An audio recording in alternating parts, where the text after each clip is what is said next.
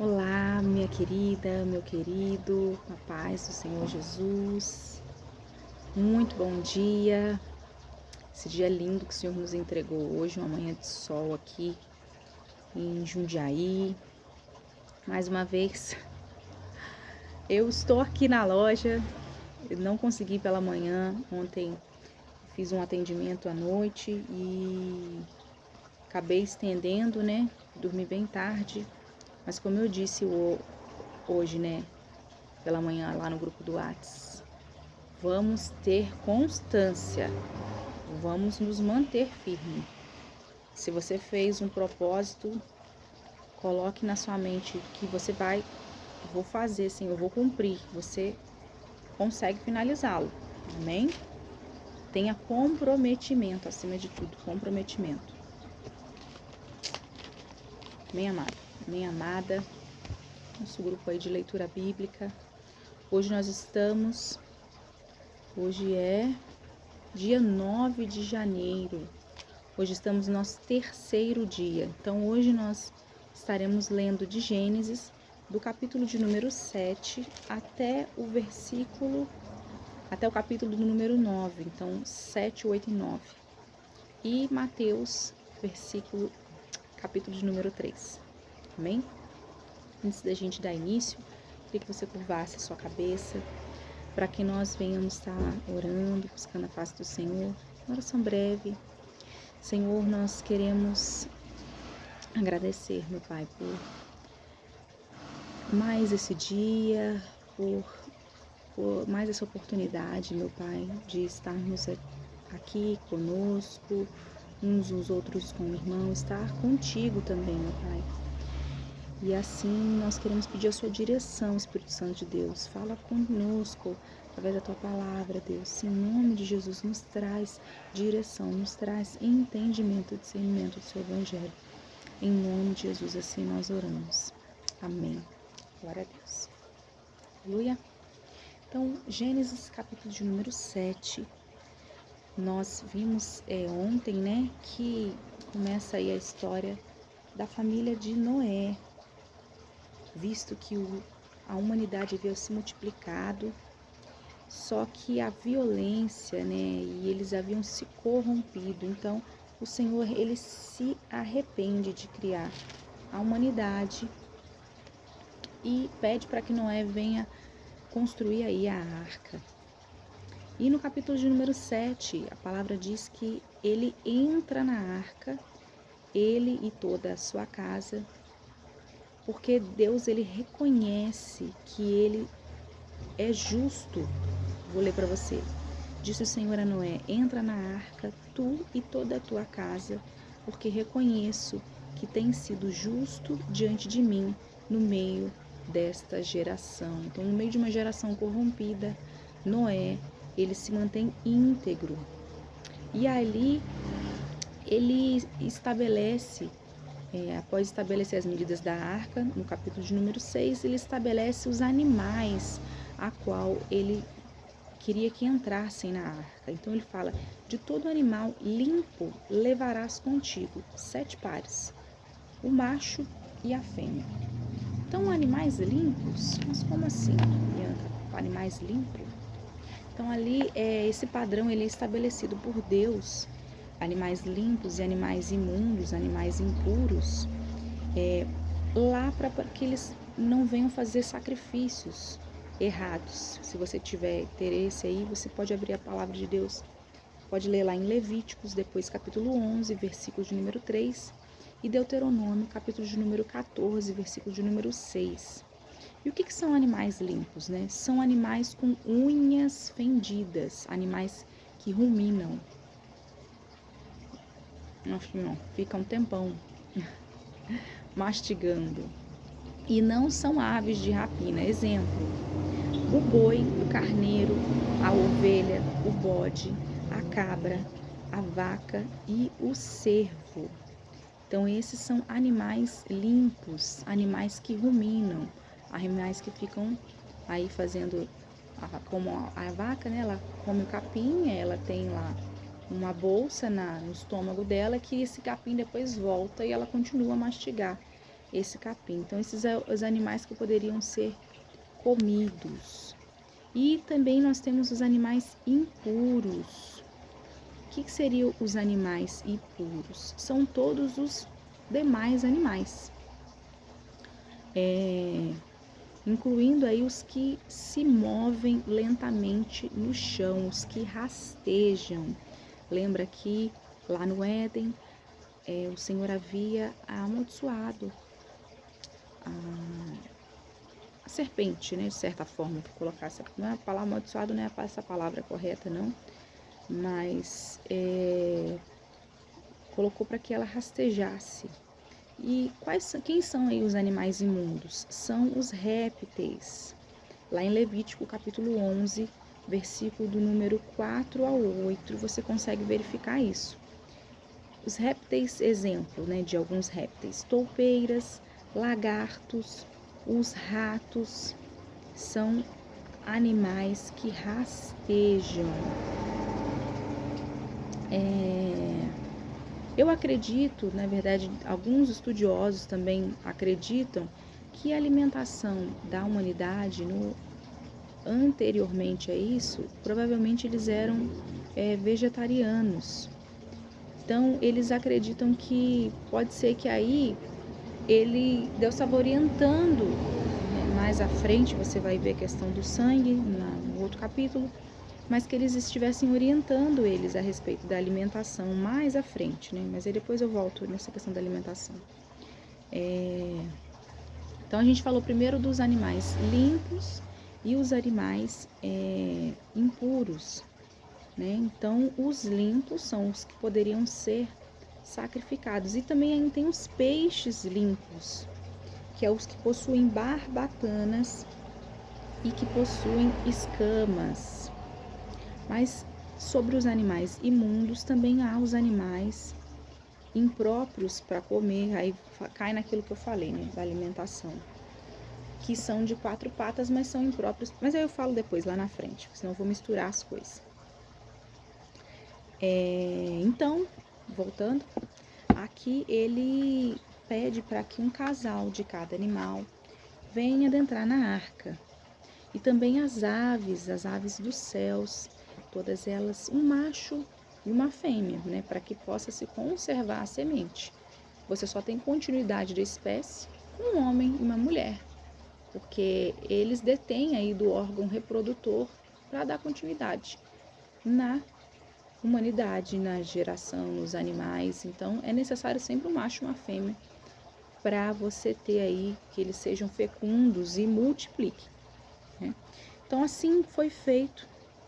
E aí, depois que eles entraram, né? Verso 4. Porque daqui a 7 dias farei chover sobre a terra durante 40 dias e 40 noites da superfície da terra, e exterminarei todos os seres que fiz. Então aqui ele ia dar um aviso, ó, entra na arca, que daqui a 7, se prepara lá com os animais, daqui a 7 dias vai chover, e vai ser uma chuva grande, 40 dias de chuva. E aí assim foi. E a palavra fala no versículo de número 6, que Noé tinha 600 anos, então ainda não tinha, a gente viu, né, lá no início, a questão do estabelecimento da idade, né, que ele viu que a humanidade estava muito crescente e o pecado demais. Então ele estabeleceu ali uma idade de 120 anos para a população. Só que Noé ainda estava antes desse período aí, desse estabelecimento. E Noé tinha 600 anos quando o dilúvio começou. Então Noé era da idade de 600 anos quando o dilúvio aconteceu. Então, por causa da chuva e da orientação de Deus, eles entraram na arca, e todos os animais limpos e os animais imundos e das aves de todo répteis sobre a terra. Então, foi aí todos os animais estabelecidos como Deus o pediu, entraram ali na arca. E assim aconteceu que depois daquele período choveu. E aí, verso de número 11 diz assim: no ano 600 da vida de Noé, aos 17 dias do segundo mês, nesse dia, romperam-se todas as fontes de grande abismo e as comportas dos céus se abriram. Então, houve água e muita chuva. Provavelmente o segundo mês, então, aos 17 dias do mês de fevereiro, caiu aí uma chuva, né? Chuva copiosa sobre a terra durante 40 dias e 40 noites. E os filhos de Noé, que eram Sem, Cã e Jafé, e sua mulher e as mulheres de seus filhos estavam ali com ele na arca. E como nós vimos, né? Verso de número 14, ele e todos os animais, segundo a sua espécie, todo o gado, segundo a sua espécie, todos os répteis que rastejam sobre a terra, segundo a sua espécie, todas as aves, segundo a sua espécie, todos os pássaros e tudo que tem asa. Então, tudo que tinha fôlego, tudo que respirava, tudo que tinha vida, entraram de 2 em 2 na arca. E eram macho e fêmea. E depois que eles entraram, a porta se fechou, verso 16. E aí volta, né? 40 dias. Sobre a terra as águas cresceram. Cresceram de modo que elas tomaram conta, cobriram todos os altos montes que haviam debaixo do céu. Verso de número 20 diz assim: 15 côvados acima deles prevaleceram as águas e os montes foram cobertos. Quanto que é 15 côvados? 6.858 metros. Então aí, uma altura bem alta, né? Tem alguns montes, eu até separei ontem, não sei se tá aqui agora. Alguns montes que tem essa altura de 6.800, mas não tinha nenhum monte que eu particularmente conhecia. Não sei, de repente, se você conhece. Monte Denali, localizado no Alasca, é uma montanha de 6.168 metros. O Monte Piscis, localizado na Argentina, na Cordilheira dos Andes, ele tem aí 6.793 metros. Então, muito grande aí, praticamente o tamanho aí da cordilheira. A água cobriu. E verso 21, pereceu toda a carne que se movia sobre a terra, tanto de aves como de animais domésticos e selváticos, de todos os enxames de criaturas que povoaram a terra, e todos os homens. Então, tudo que tinha fôlego de vida nas narinas, tudo que havia ali morreu, toda a terra seca também, toda relva morreu. Todos foram exterminados, todos os seres que haviam, eles foram extintos. E aí choveu durante 150 dias sobre a face da terra. Capítulo de número 8. Lembrou-se Deus de Noé e de todos os animais. Então, passado um período aí, Deus lembrou de Noé e manda um vento, sopra um vento sobre a terra para que as águas venham a baixar. E a chuva cessa a chuva, as águas começam a escoar continuamente. E aí no verso de número 4 diz que no dia 17 do 7º mês a arca repousou sobre as montanhas. Então se começou aí em fevereiro, dia 17 do 7º mês, Então, lá para julho, a chuva parou. Então, foram 5 meses de chuvas incessantes sobre a terra. E aí, 3 meses para baixar, porque aí o verso de número 5 fala que as águas foram minguando até o 10º mês. Então, de julho até outubro, ficou aí abaixando as águas, uns 3 meses aí sem chuva, e a galera lá dentro da arca com os animais. Você já parou para imaginar isso? Você já foi num zoológico? Eu creio provavelmente que os animais eles estavam em algum período de hibernação, porque não tem como. Você vai num zoológico, aqui é uma principal, tem bastante movimento de carro. Tem aqueles animais, uns que gritam, uns que cacarejam, uns que... Enfim, é um fuzuê. Então, provavelmente eles estavam em algum tipo de hibernação para que a família ali tivesse protegida, né? De alguma forma. Porque, como? Só Deus mesmo, né? E aí, verso de número 6, no capítulo 8, diz que Noé solta aí um corvo.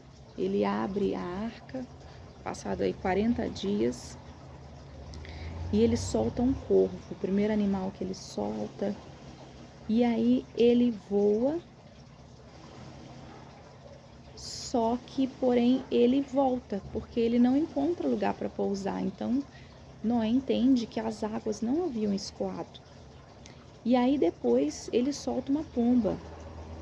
E a pomba, não encontrando aí uma superfície em que ela pudesse pousar, ela retorna também, né? E aí ele espera 7 dias, passados esses 40, ele de novo solta a pomba para fora da arca. E aí à tarde, ela demora um período, à tarde ela regressa e traz no bico uma folhinha, que é a certeza em que a vegetação havia começado a se formar, né? Se 3 meses demorou para baixar a água, então deu um período aí de 40 dias para que a relva começasse a se formar. E aí sim, ela trouxe essa prova, esse ramo de oliveira. Que lindo, né? E aí a certeza de que, olha, tá começando a ficar bom aí pra gente sair. Só que ele ainda espera mais 7 dias, solta mais uma vez a pomba, ela não regressando. Ele fala, agora se ela encontrou local, abrigo, podemos nós também sairmos. E o versículo de número 13 diz que sucedeu que no primeiro dia do primeiro mês do ano 601, as águas se secaram de sobre a terra. Então Noé removeu a cobertura da arca e olhou, e eis que o solo estava enxuto. Era o ok, o aval de que podemos sair, tá tudo ok. Então, aos 27 dias do segundo mês, a terra estava seca. Passado aí um ano dessa situação, o ano 601, que ele entrou com o ano 600, ano 601, o dilúvio, né, deu início no dia 17 de, vamos colocar assim, fevereiro, só para você ter aí uma noção de dias na sua mente. E aqui fala que aos 27 dias do segundo mês, então, um ano após, vamos colocar assim, tá? Só para melhor entendimento, do dia 27 aí, de fevereiro, estavam eles mais uma vez na terra seca. Um ano aí sem estar com os pés no solo. Imaginem, quem trabalha embarcado, né? Fala que dá glória a Deus quando volta para a terra firme, que não tem coisa melhor do que estar em terra firme, porque essa maresia, não era mar, mas assim, esse embalar do barco, ele causa um enjoo. Quem tem enjoo aí de mar sabe, né, como que é. Então sai, versículo número 16, sai da arca e contigo tua mulher e teus filhos, assim Deus fala com Noé, né? E ali saiu ele, todos os animais, com seus filhos, com sua mulher e os seus filhos com as suas esposas, devidas esposas. E o versículo de número 20 fala que Noé fez um altar ao Senhor. Aí ele se propõe a oferecer sacrifícios dos animais ali que eram limpos, né? Então, provavelmente um boi, ou um carneiro, ou uma ovelha, ou um bode, ou uma cabra, ou uma vaca, ou um cervo. A Bíblia não menciona, porém fala que o Senhor, ele recebe esse sacrifício, ele chega com um cheiro suave à presença de Deus, né? E ele fala, ele se compromete, Deus, com Noé: não tornarei a amaldiçoar a terra por causa do homem, porque é mau o desígnio ímpio do homem desde a sua mocidade, nem tornarei a ferir todo vivente, como diz. Então, ele se compromete a não acabar conosco, porque ele sabia que a natureza, nós somos maus, a nossa natureza já é má. A partir do momento que o pecado adentrou entre nós, ele tentou, não deu certo. Então, assim, não adianta, vou ter que ter um outro plano, fazer um outro plano, porque se deixar por conta deles, já vi que não dá certo. Então, assim o fez. E ele fez um sinal, né? A gente vai ver mais à frente aí, para que não houvesse, não, eu vou ler depois eu volto nisso. Então, ele se compromete a não ferir, nem tornarei a ferir todo vivente como fiz.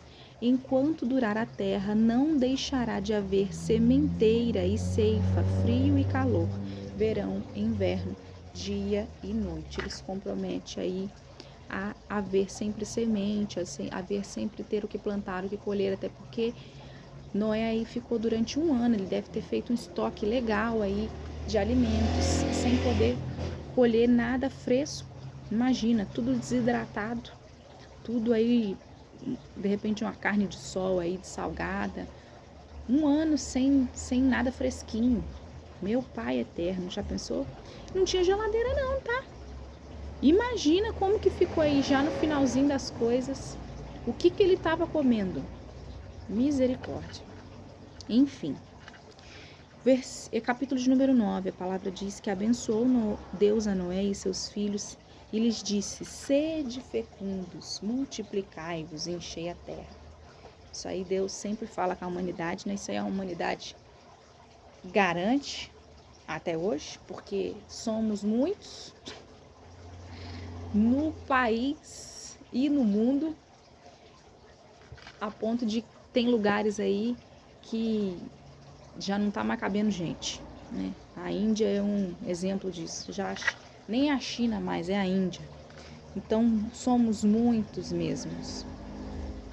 E aí Deus põe medo entre nós e os animais. Eu creio que a relação entre o homem e o animal, assim como foi lá no Éden no início, ele tinha acesso a todos os animais.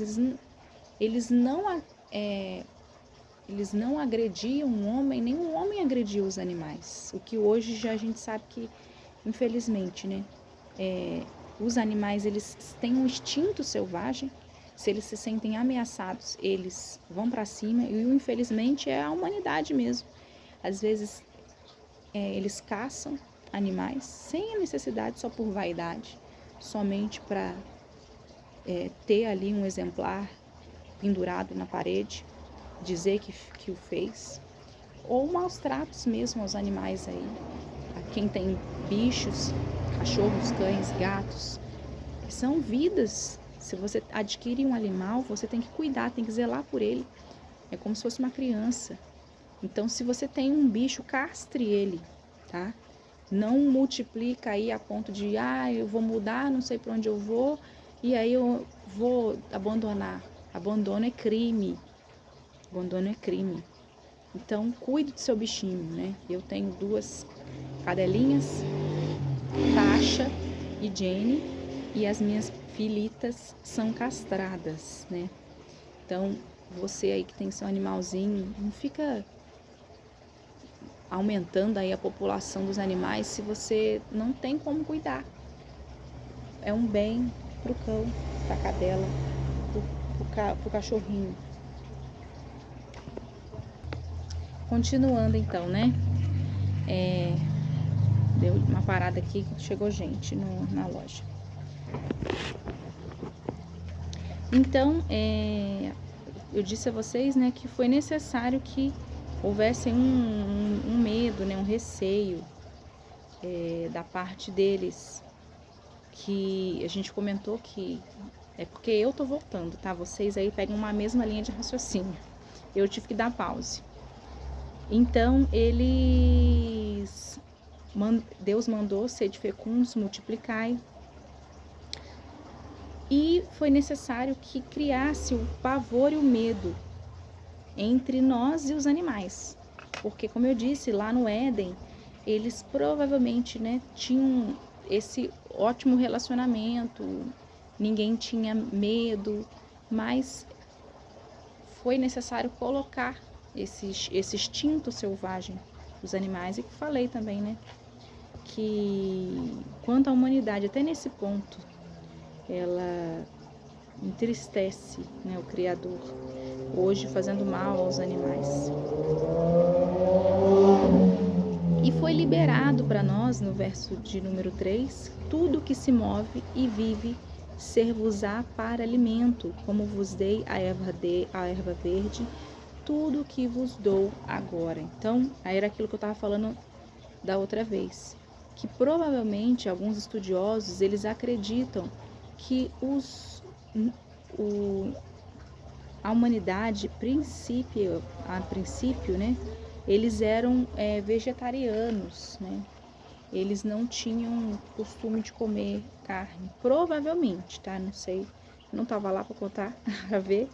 Então, provavelmente eles passaram a consumir aí todo o alimento, a ter essa liberdade de consumir carne.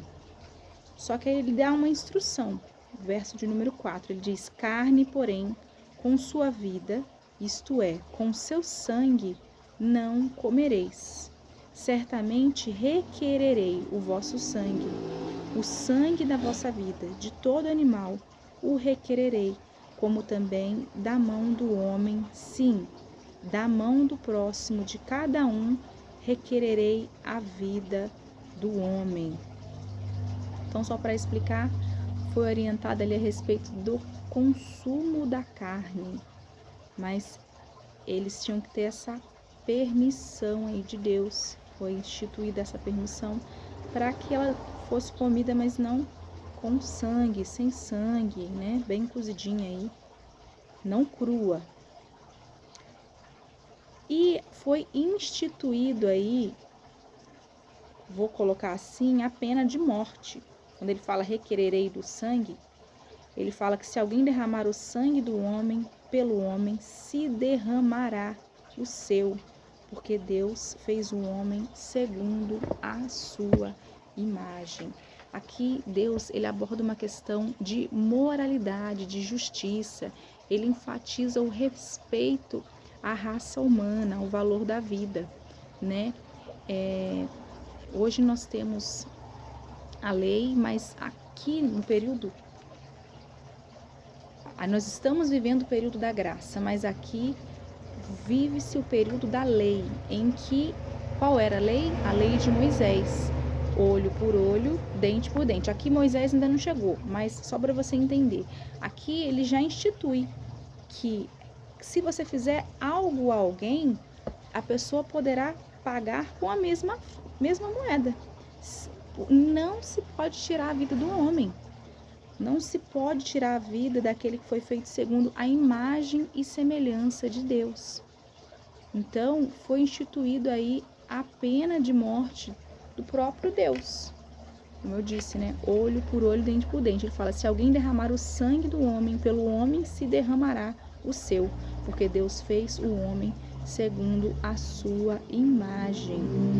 Então, Deus, ele persevera pela vida, né? Ele banaliza todo tipo de prática que vem a punir aí a humanidade nesse sentido. Ele fala que a sua função era servir como um instrumento que garantisse que a dignidade da vida não fosse banalizada. Isso porque o homem foi criado à imagem e semelhança de Deus. Cada vez que uma pessoa é assassinada, ocorre um atentado contra a própria imagem de Deus representada nele.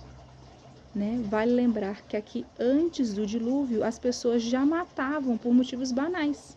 Então já havia aí, né, o próprio caso de Caim e Abel, os irmãos, mas você pode ver em Gênesis 4 a vida de Lameque também. Ela também foi tirada. Você pode estar verificando lá, ó. Quer ver? Deixa eu achar aqui para você.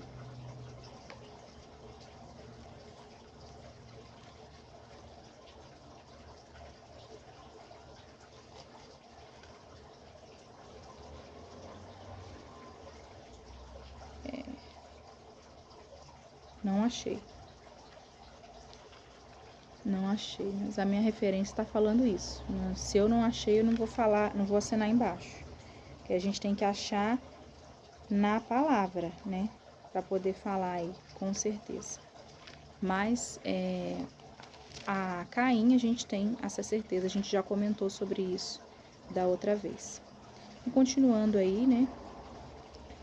Ele fala pra gente conservar aí a vida. Ele estabelece regras a respeito da humanidade e pede para que nós sejamos fecundos e multipliquemos. E ele estabelece uma aliança com o homem, uma aliança com Noé, e sobre a sua descendência e com todos os seres viventes que estão convosco, tanto as aves, os animais domésticos, os animais selváticos, que saíram da arca e todos os animais da terra. Verso 11, estabeleço a minha aliança convosco, não será mais destruída toda a carne por águas de dilúvio, nem mais haverá dilúvio para destruir a terra. Este é o sinal da minha aliança que faço entre mim e vós e entre todos os seres viventes que estão convosco, para perpétuas gerações. Porém, nas nuvens o meu arco será por sinal de aliança entre mim e a terra. Então ele faz uma aliança. O que é uma aliança? É um círculo que não tem começo, nem meio, nem fim. É um eterno, infinito. É uma aliança eterna. Então Deus faz uma aliança com o homem. O arco, o íris, se você for ver ele do espaço, não sei quantos já tiveram do alto, não precisa do espaço